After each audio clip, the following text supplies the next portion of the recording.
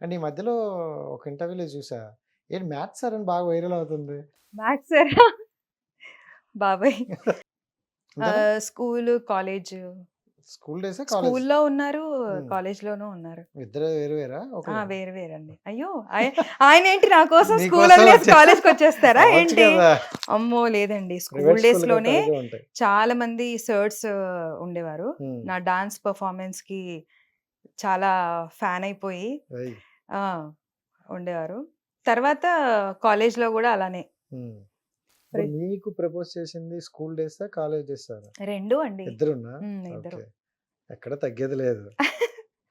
So ఏంటి మీ డాన్స్‌కి fans అయ్యారా? లేకపోతే మీ పర్సనాలిటీకి ఫాన్స్ అయ్యారా?